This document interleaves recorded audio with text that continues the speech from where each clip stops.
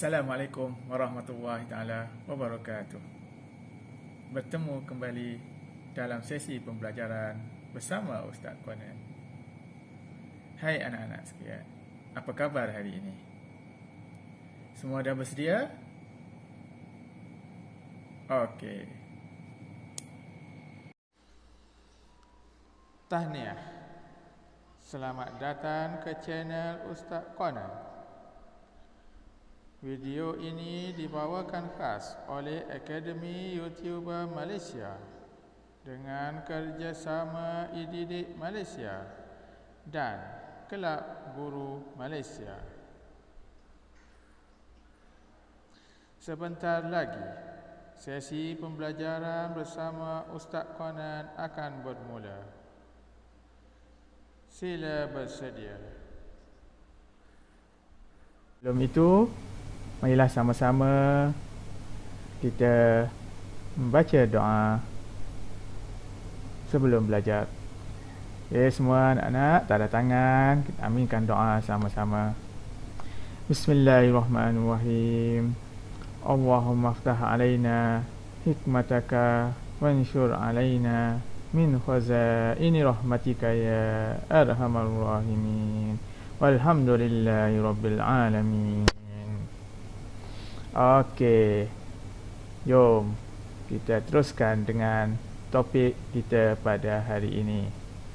Okey, anak-anak sekalian, hari ini kita akan belajar pendidikan Islam tahun 4 dalam bahagian ataupun dalam bidang Jawi, iaitu unit 1 dengan tajuk Kenali Saya.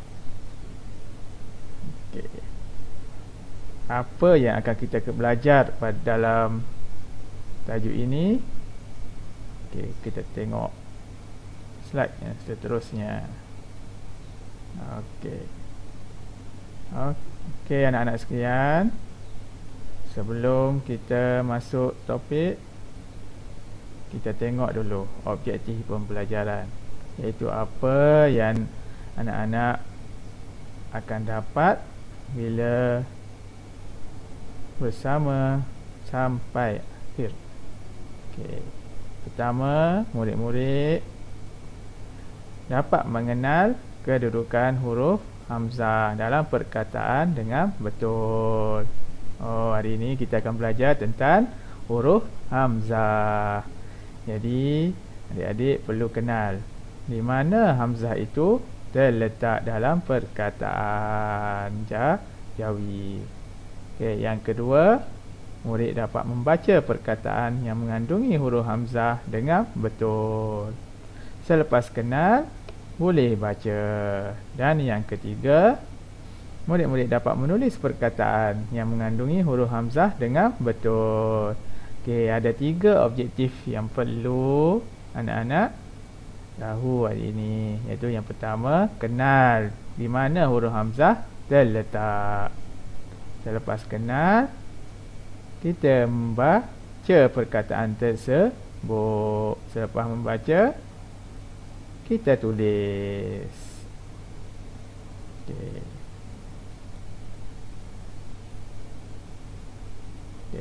Murid-murid boleh lihat buku teks muka surat 59 hingga 61, iaitu buku teks pendidikan Islam tahun 4.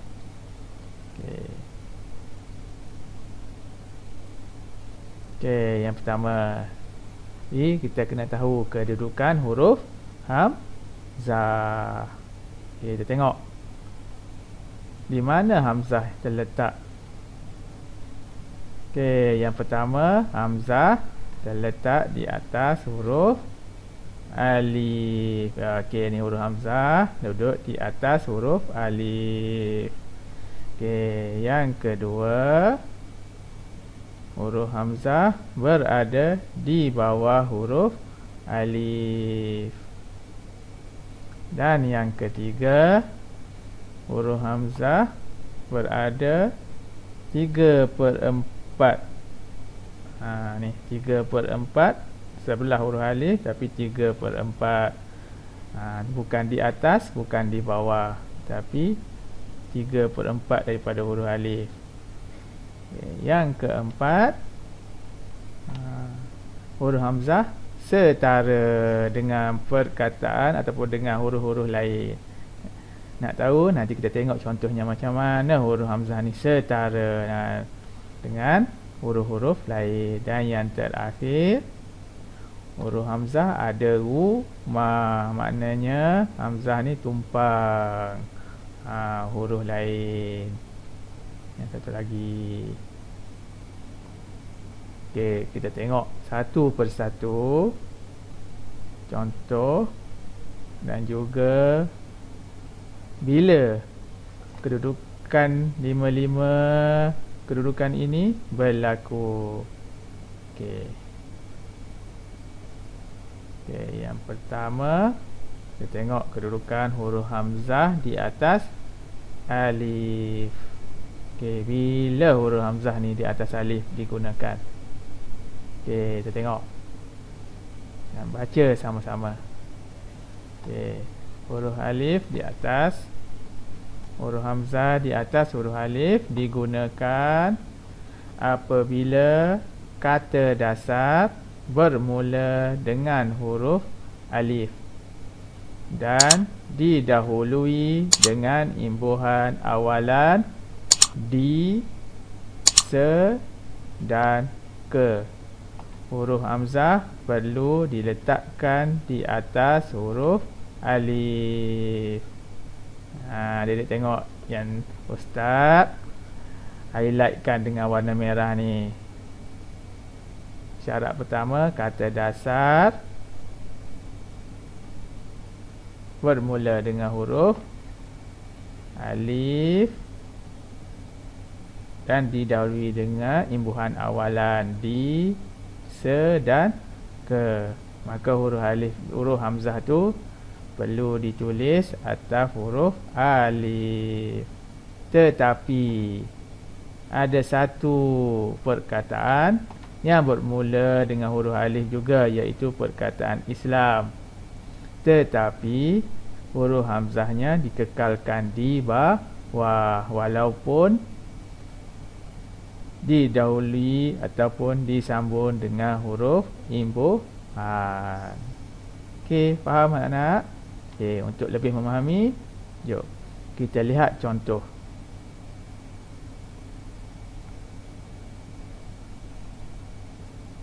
Okey, kita tengok contoh hamzah di atas huruf alif. Okey, kita tengok. Okey. Yang pertama, huruf perkataan yang didahului dengan imbuhan dal. Okey, ni imbuhan di, dal pula. Silap, maaf. Imbuhan di. Huruf dal ni imbuhannya kita sebut di. Okey, perkataan yang pertama ialah alif, waw, ra, waw, sin. Urus. Okey, tengok huruf pertama didahului dengan huruf alif. Bila bersambung dengan huruf imbuhan di, maka huruf hamzah ditulis di atas. Tersebut di, urus. Tengok perkataan yang kedua pun sama. Huruf perkataan bermula dengan huruf alif disambung dengan imbuhan di, maka huruf hamzah ditulis di atas. Ni kata dasar. Ni yang kat depan ni kata dasar. Kata dasar bermula dengan huruf alif. Okey, ni semua ada huruf alif. Urus, alih, orang, ikat, arah, empat. Okey, semua dengan huruf alif.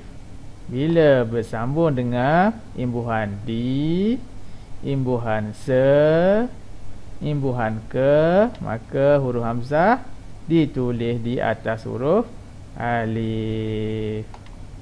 Okey, anak faham? Tengok contoh ni. Kata dasar bersambung dengan imbuhan. Kata dasar bersama dengan imbuhan. Kata dasar ada huruf alif. Sambung dengan imbuhan ada huruf hamzah di atas. Yang ni pun sama. Tengok kata dasarnya ada huruf alif di depan. Bila bersambung dengan imbuhan se, maka adalah huruf hamzah di atas huruf alif. Yang ini pun sama. Tengok huruf alif di hadapan. Bila bersambung dengan huruf imbuhan ke, maka di atas huruf alif itu ada huruf hamzah. Contoh juga pun sama. Tengok ada huruf alif 4. Bila bersambung dengan imbuhan ke, maka ada huruf hamzah di atas huruf alif ke-4. Ini contoh huruf kedudukan huruf hamzah di atas huruf alif. Tengok kedudukan yang kedua. Kedudukan yang kedua iaitu huruf hamzah 3/4. Bukan di atas, bukan di bawah, tetapi 3/4 daripada huruf alif. Bila digunakan huruf hamzah 3/4 daripada garisan. Maksudnya dalam buku tulis kita garisannya kat sini. Okey, ni 3/4 kita naik. Okey, kita tengok. Yang pertama digunakan huruf hamzah 3/4 daripada garisan bila perkataan berimbuhan. Perkataan berimbuhan an dan i. Maksudnya imbuhan di belakang. Ada imbuhan. Kata dasar tu ada imbuhan an dan i di belakang. Nak ingat dulu. Lepas ni kita tengok contoh satu persatu. Okay. Yang kedua, kata nama khas. Ada kata nama khas khusus sahaja. Okay. Dan yang ketiga, kata dasar daripada suku kata gabungan ui, au, ai. Perkataan tersebut ada dua suku kata. Tersebut ada dua suku kata. Nanti kita tengok contohnya baru anda nak faham. Okey, sekarang ingat 3/4 kedudukan huruf hamzah 3/4 daripada garisan ada 3 tempat ataupun 3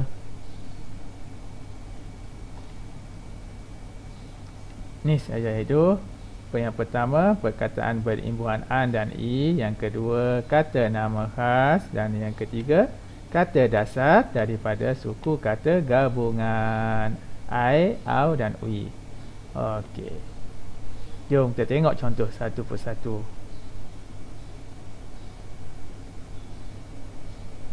Okey. Kita tengok contoh hamzah 3/4 daripada garisan. Yang pertama tadi perkataan berimbuhan an dan i. Okey, perkataan yang pertama bacaan. Ni tengok huruf hamzahnya an ni. Imbuhan an, kata dasarnya baca, tapi masuk perkataan imbuhan an kat belakang, hamzahnya 3/4 daripada garisan ni. Garisan kat sini. Okey, dia di atas sikit. Okey, contoh yang kedua, kejayaan. Contoh yang ketiga, perasaan. Contoh yang keempat, tajaan. Semua ada an. Okey, tengok imbuhan yang kedua iaitu i. Okey, pertama melalui. Okey, ada perkataan ni imbuhan i, melalui. Yang kedua hargai. Ada i. Yang ketiga disukai. Dan yang keempat mewarnai. I. Kita sambung lagi. kedudukan huruf hamzah 34 daripada garisan yang kedua, iaitu kata nama khas. Kata nama khas ini hanya ada dua sahaja dalam tulisan Jawi, iaitu nama orang Chinese, iaitu yang pertama Ong dan yang kedua Ang. Okey. Yang pertama Ong, yang kedua Ang. Dan yang kedudukan hamzah 34 yang ketiga ialah kata dasar daripada suku kata gabungan ai, au, ui.